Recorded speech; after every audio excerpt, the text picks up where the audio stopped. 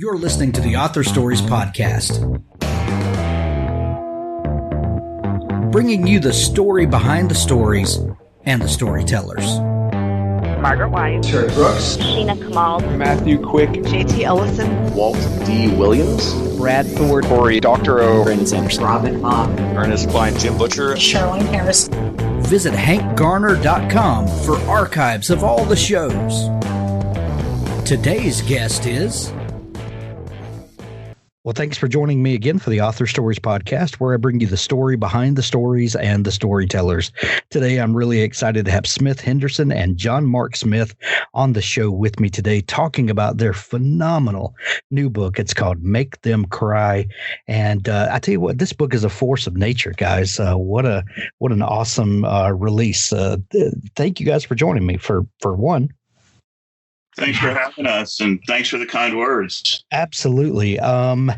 We begin each show with the same question, and so I'll just pitch this to each of you guys one at a time. And that question is, what is your first memory of wanting to be a writer or storyteller? Since you're on the left, Jon Marc, why don't we start with you? I'm not sure what my first memory exactly is, but of wanting to write, but I definitely remember as a really young child wanting to read all the time and loving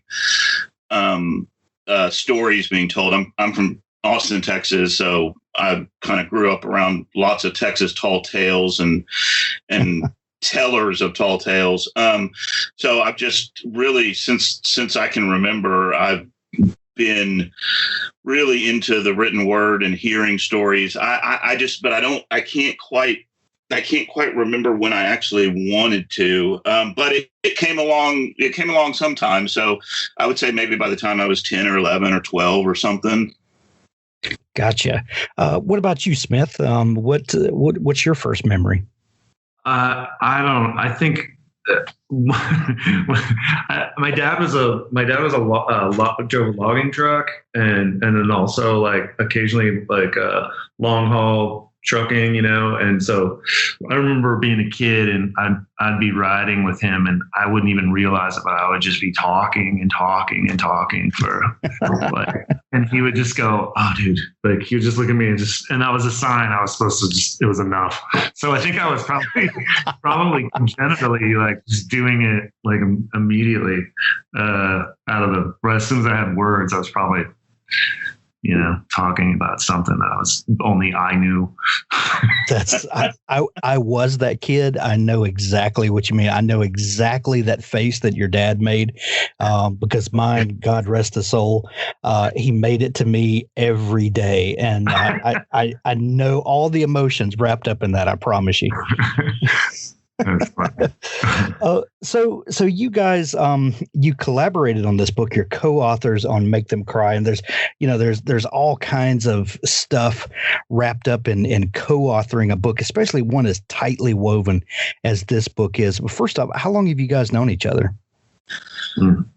20 years, something like 20 years. Wow. So what brought you together? We were living in the same. Jon Marc was going to grad school, and I was in creative writing at Texas State, and I was I was hanging out with all the grad students, and I knew I wanted to write too, and I don't know. We wound up, I got to hang out with some of the instructors that go out for after workshops and stuff like that. So I just kind of was a groupie or whatever, hanging out with him and his classmates. And then, I don't know, at some point during that, we started talking about over the years, as he was writing his stuff and I started writing my stuff, we talked some about collaborating and in general. And then we started writing screenplays together. I think the first thing we did in earnest on that was when I went to the University of Texas in Austin, and he was living in San Marcos in the house I used to live in. Actually, it's kind of funny. And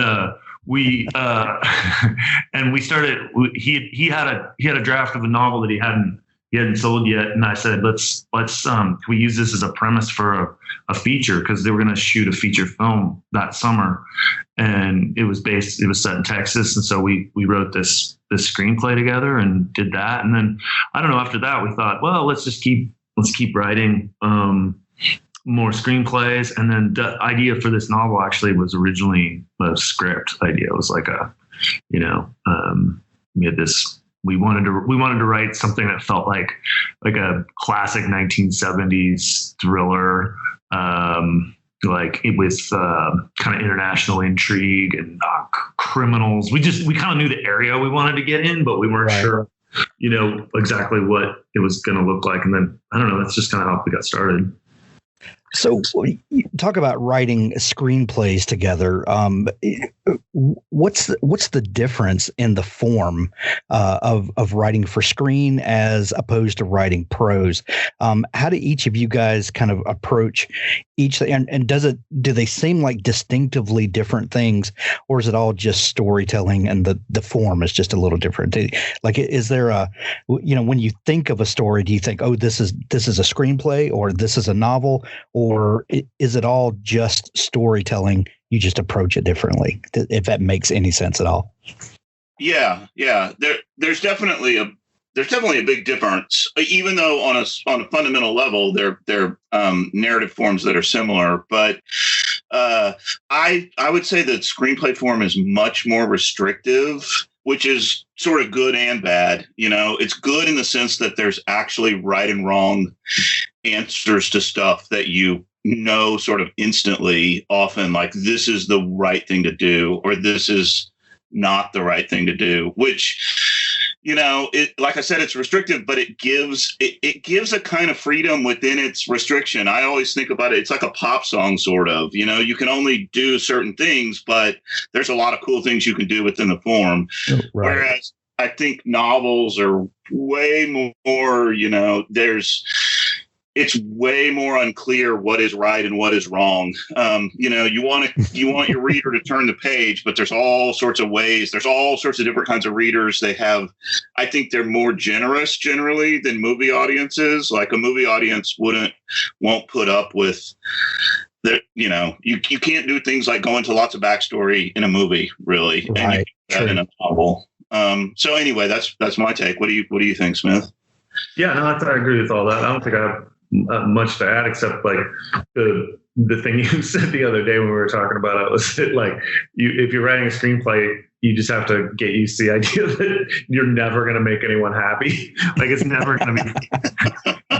It's like, but that's the inherent difference to the thing. I think that our orientation is as readers is different, because the screenplay is not the movie, and the book is. The book is the movie, so to speak. It's the final product.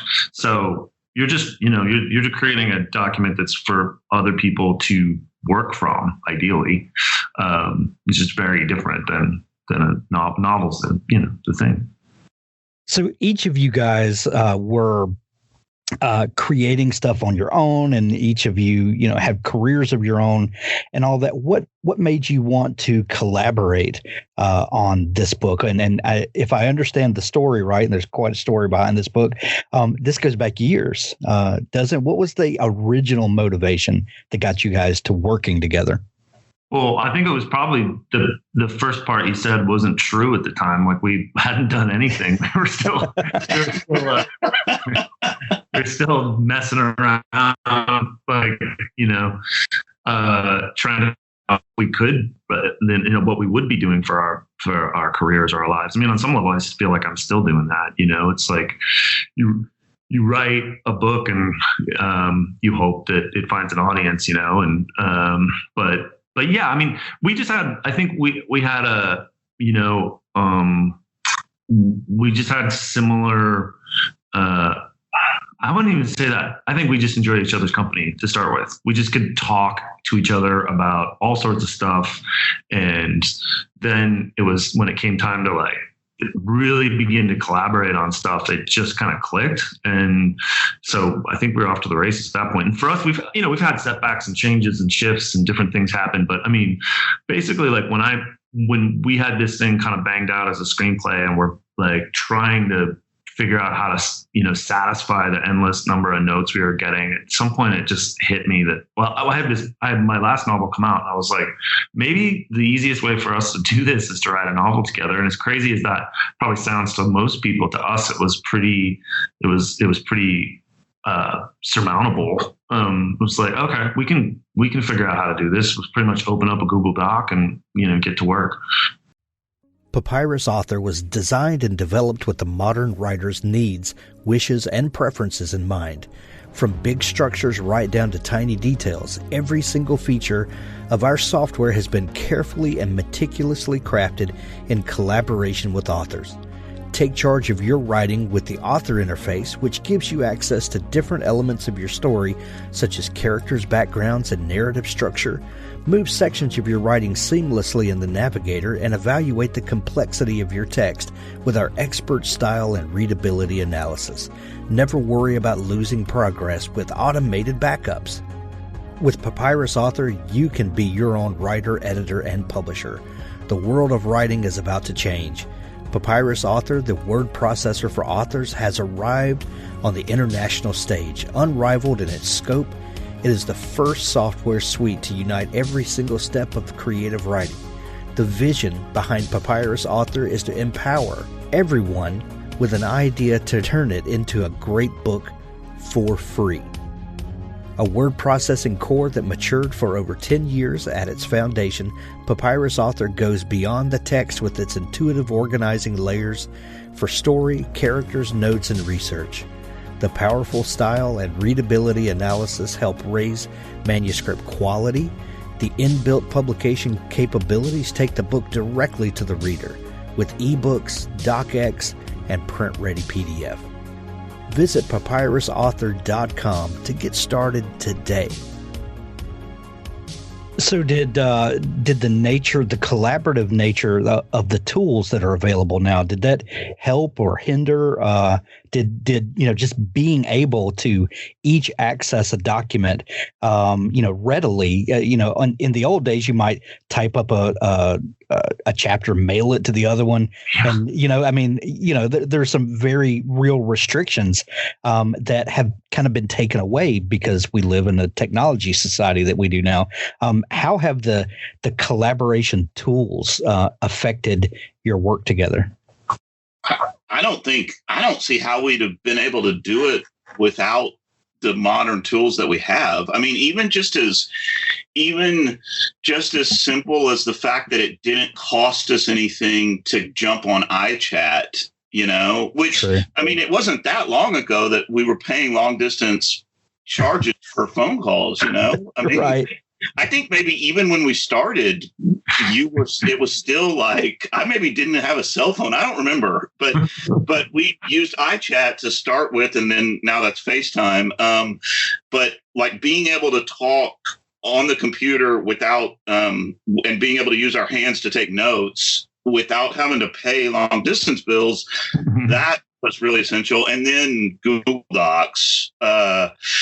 I guess when we did a screenplay, we would email each other the final draft documents, and that was a little bit more of a pain because we would end up with like 1,000 versions of a document.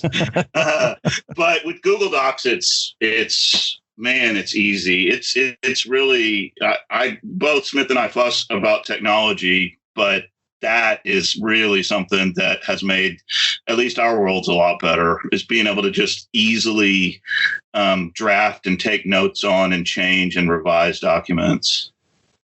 The life of a writer it can be kind of a strange one, and there's so much time that's spent with a document before it ever goes to the editor, before it goes to the publisher, and all that. And there are hours upon hours upon hours invested in this thing that becomes very close to you. There's this really great write up in the LA Times that I read about you guys and about the new book, and and it really talks about your relationship together and the kind of the argumentative nature of your relationship, which I got a great kick out of. But when you're talking about something that you can be so passionate about, and a book manuscript, I don't know that you can be more passionate about anything. How do you find common ground when you seem to lovingly disagree on so much and have this great kind of give and take relationship? Where do you find common ground? I think we were educated in a dialectical environment and educated one another, like in like throw the idea out there and let's talk about it. Let's see where the holes are in it. I don't know if this is totally true for Jon Marc, but for me, a lot of times it's almost the exercise of just thinking a thing through and seeing it from all sides is in itself the point. It's not really like trying to get at the right answer, because at the end of the day, like the thing, there is a ton of an infinite number of sentences you could write instead of the one you wrote. Like, right. It's not like there's a correct answer, on the page.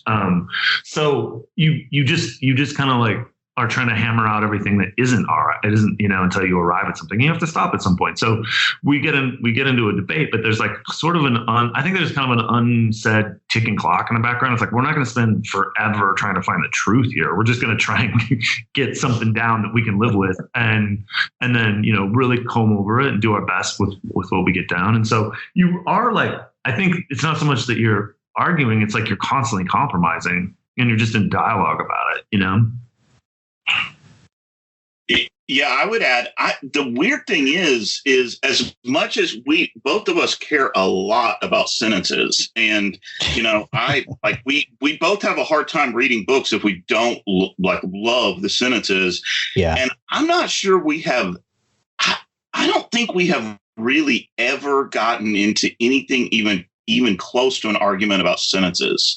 Mm-hmm. So, we may change each other's sentences and cut stuff or add stuff or do things and then somebody changes it back, and we may do that over time, but we really haven't ever argued. And we can argue about all sorts of stuff. We get into not fights exactly, but we can have yelling matches basically in public places about stuff, so it's like, it's weird. It's like you do on the, you also have to be generous. And I think that not being suspicious, not reading sentences with suspiciously, and also just giving the most generous reading, and then fixing it if you want to fix it, and knowing on some level that you are on a really big level that you're working towards a specific goal. I really can't think of any time that we've had anything close to a heated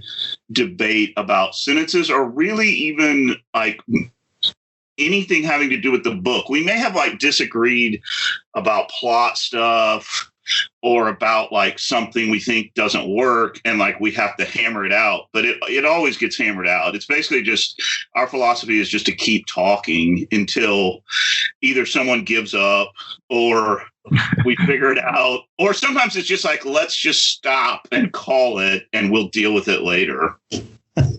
So you guys talked about the desire to make kind of a 70s thriller kind of book. Do you remember when the story went from, there's this idea that we're just talking about over beers, to, okay, we're going to actually start a document. We're going to start chapter 1. What was the instigating factor that made this go from a good idea, or maybe a series of okay ideas, to, okay, now this is the beginning of a book?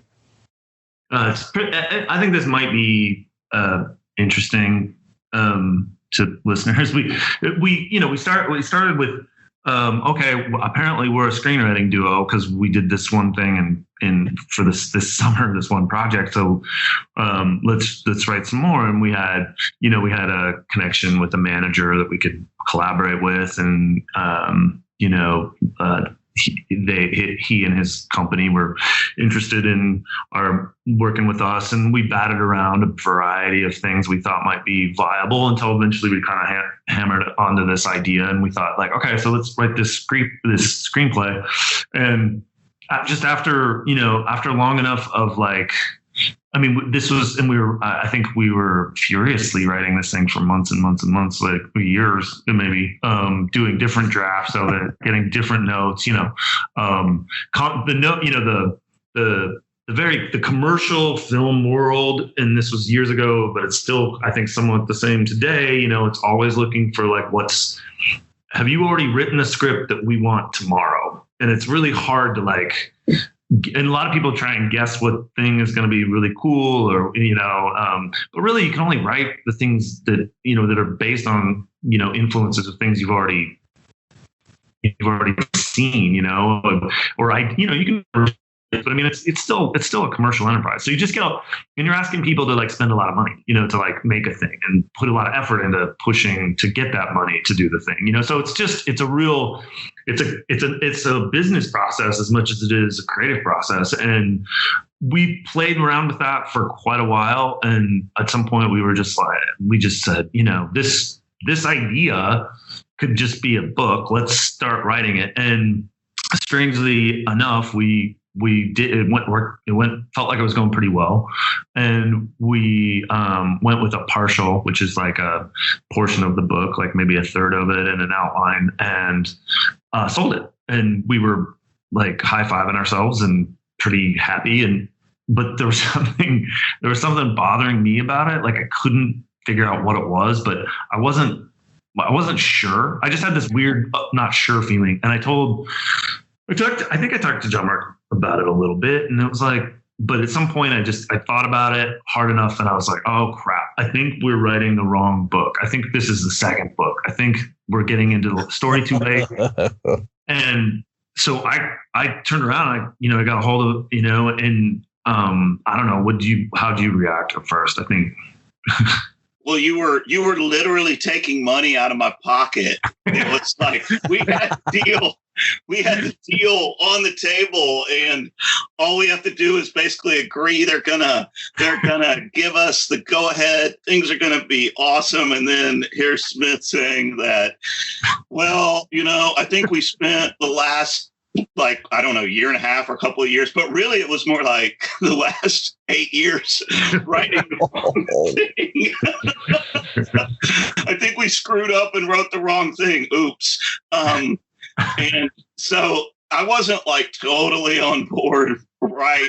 Like it wasn't the easiest conversation maybe we'd ever had. I think I was probably pretty silent for a while trying to digest this. But the thing is, he was right, and that's one of those things. It's like you might not, if you were writing it by yourself, you might not be able to have that kind of insight, perhaps, and right. You might just feel like I think he felt like confident enough to go to me with the problem. I wonder, like, if it were his novel, he might not feel confident enough to go to himself with it, where it's like, how am I going to tell myself I screwed up this bad? So right, I do think it was like, I do think it helped that we were a partnership. And the thing was, it was right. I mean, if there's a big problem and you've written the wrong book, and even if you're going to get paid for it, you've got to say no and start over, because you don't want to publish a book that isn't the right book, even if they'll give you money to do it. Well, and the thing is I think what would have happened if you were doing it by yourself, possibly, is you would just realize later that you'd made a mistake, and you'd be freaking out at somebody else, your agent or your editor, and being like, I wrote the wrong book. You'd eventually, or the book buying customers. Yeah. Right. Or the customers. Right. They don't understand it. That's right. Well, Smith, let me ask you this, because having that moment of clarity where, okay, holy crap, we've written the wrong book. I now see that this is maybe book 2 in the series. Was that followed by, because I would think that kind of thought could be followed up one of two ways, either with total dread or as a moment of clarity where, okay, now I see that this should be book 2. There's now a clear focus going forward.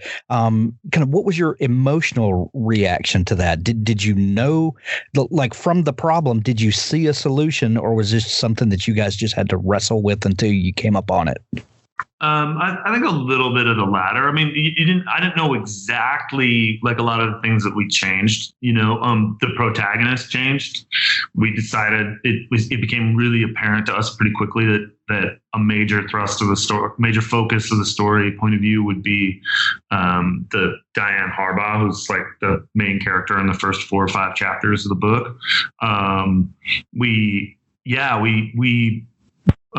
had to, what was in our minds, like sort of vague backstory, some stuff went down. We had to really flesh out. So we had to, re-outline everything. So there was a lot of real work to do, but it's work I like doing. So that the only downside was just, the sort of disappointment, but that's the thing. If you don't have the ability to stomach like setbacks and disappointments and mistakes of your own making, then you probably shouldn't be writing, because you're in charge of it. It's nobody, whatever you do is kind of on you, and you have amazing people who will help you along the way. And it's separate from our relationship between the two of us. You have you have an agent, an editor, publishers. The people that support the book are awesome, but ultimately, it's your responsibility that it be the right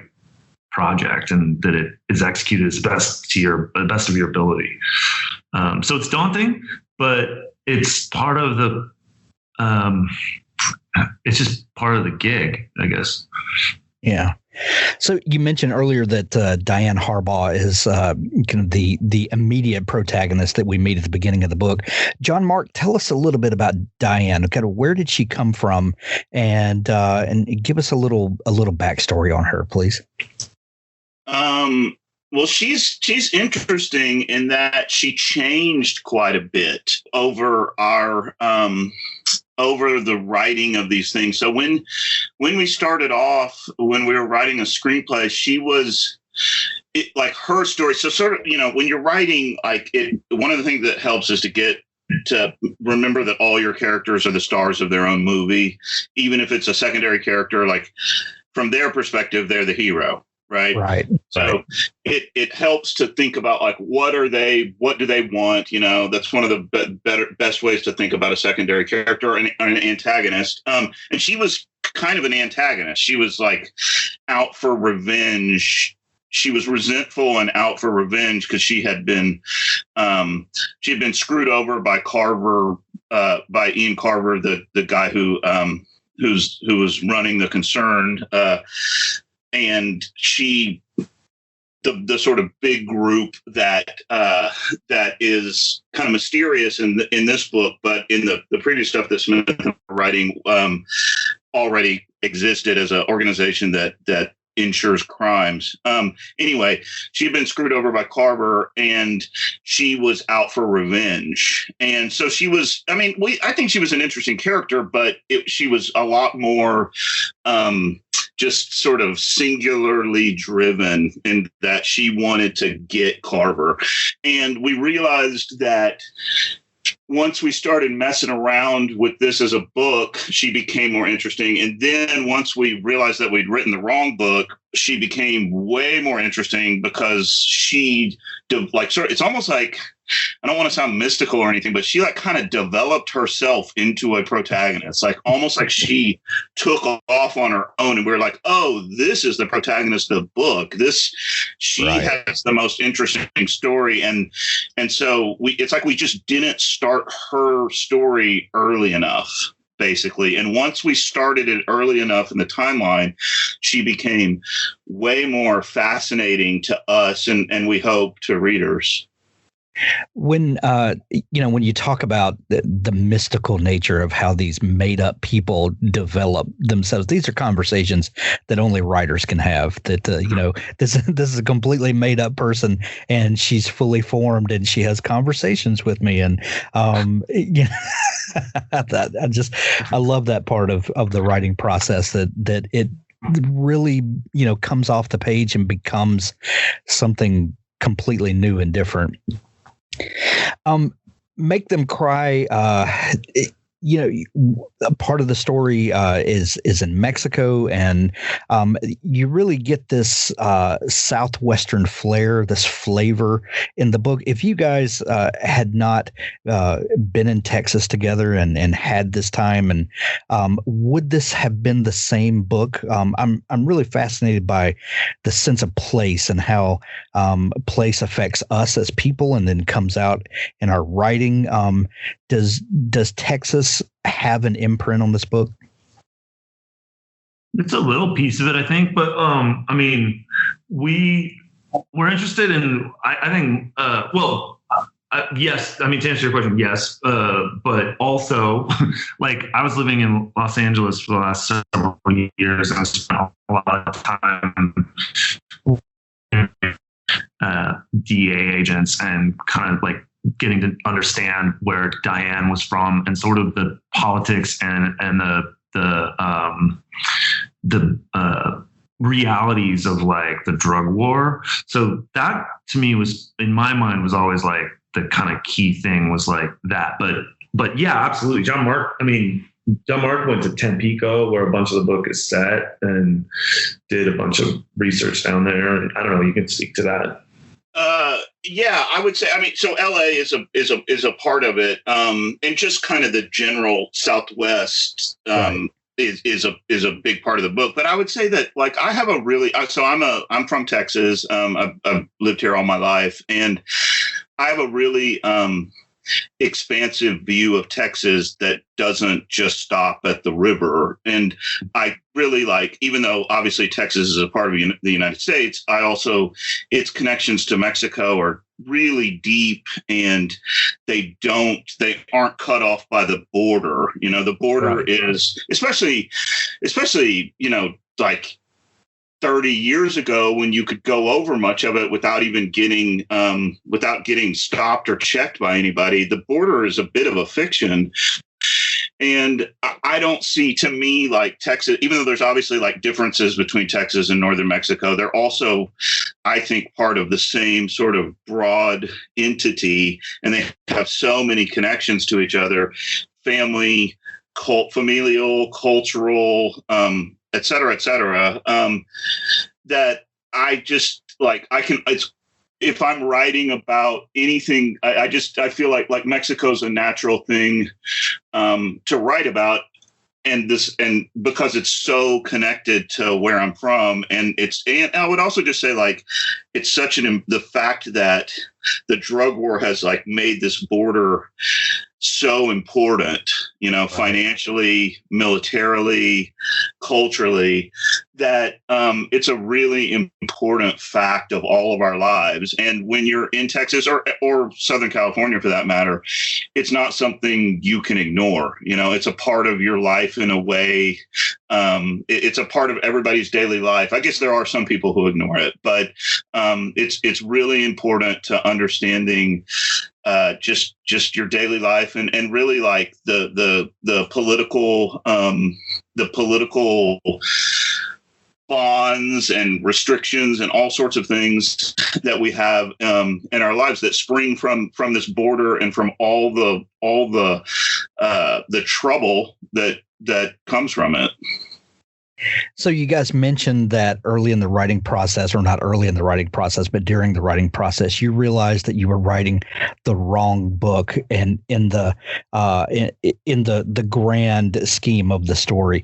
Now that this book is out everywhere and came out yesterday, congratulations on release day, by the way. What's next? Are you continuing to write the story, or what can we expect from you guys coming up? Yeah, that's the plan. Just today I've been working on we basically have a blueprint for the rest of the story. And, and the interesting thing is you always have you always have a plan, and the plan always like breaks or doesn't work or changes. So but I mean, there's plenty of more story for sure here. So the as long as you have more, there's nothing really to worry about. It's just about figuring it out and how you want to tell it. But yeah, so we're like actively working on the next one. Awesome. There was a time when if there was a novel that you really loved, you really wanted it to get made into a movie. And nowadays, the really great storytelling seems to be happening on TV. We've got so many new distribution models and different things like that. And this is one of those books. I would love to see this turned into, a 10 episode series or something. Because you guys are screenwriters, are you thinking along those terms in any way? And, could we see the story in another form? Yeah, I don't think that's at all impossible, and was definitely like a thing we've talked about and thought about and schemed on in different forms. My instinct on a lot of this stuff, it's a little inside baseball, I guess, but is that I think like getting a lot of the work done ourselves on the books is going to be a great way to make it clearer and compelling to the television world, which is to say, like, when they can see the whole thing. Because every time you write something, especially when you pitch a TV show, they're like, the pilot sounds great, love the characters, tell us what happens up through season 7, and you haven't figured that out. You're like, oh shit, dude, I don't know. So you have to. So that's where and I don't know. It's just our temperament and such. Is I think we like to write the thing down and see how it looks before we share it with people. And so I think we'll just keep writing these, but it's not like to preclude developing this for television. I think it's kind of interesting, the idea of like doing that in tandem with this, or if we find some partners that are, intrigued by it and want to collaborate, that's something we're into, which is, it's a very fickle business. So the best thing to do is just like, in my opinion, is for advice for writers, is don't worry about how things are going to shake out and be chasing. Just write. Like, that's all you can do. Like, but the business is going to change. Like, there's always tumult and change and shifts, and you're going to have different partners suddenly, or not have the same partners you had before, or whatever. The only thing you really have control over is what the hours you put in on the work. Well, the new book is out, available everywhere now. Make Them Cry, available in Kindle edition, Audible, audiobook, and hardcover. I'm a huge fan of this book. Thank you guys for joining me today. We're going to put links to the book in the show notes to make it easy for people to find and to buy. Jon Marc and Smith, if people want to dig into all the great stuff that you guys do and follow along from here out, where can they find you online? I've got my website, smith-henderson.com. I have like a news section and stuff. Put that stuff up there. Excellent. Jon Marc? I say just search for my Twitter page, Jon Marc Smith. We'll pull it up. Excellent. We'll put links to all those places in the notes to make it easy for folks to find you. Smith and Jon Marc, thank you guys so much for joining me today. We're going to send everyone to pick up a copy of the book. And thank you guys for what you do. Awesome. Thanks, Hank. Thanks a lot, Hank. We appreciate all the kind words. Do you ever wonder if a person's critical thinking comes at the expense of their own happiness? Is it possible to be very happy and still practice excellent discernment? I used to wonder the same thing. Then I discovered the Trouble in Paradise podcast with Nigel Kent and Jasmine Starr, where they laugh as well as think about conspiracy theories and unexplained phenomena without ever getting bogged down in the age-old tug-of-war between logic and feeling. The Trouble in Paradise podcast is a joyful program for critical thinkers who have a sense of humor. Join Nigel and Jasmine as they probe the intriguing and wacky culture of odd occurrences, strange news, and ridiculous coincidences on this hilariously intelligent podcast. Trouble in Paradise on Spotify, Apple Podcast, and Stitcher. Follow at Tipcast239 on Twitter. Trouble in Paradise with Nigel Ken and Jasmine Starr, a happy podcast for critical thinkers like you.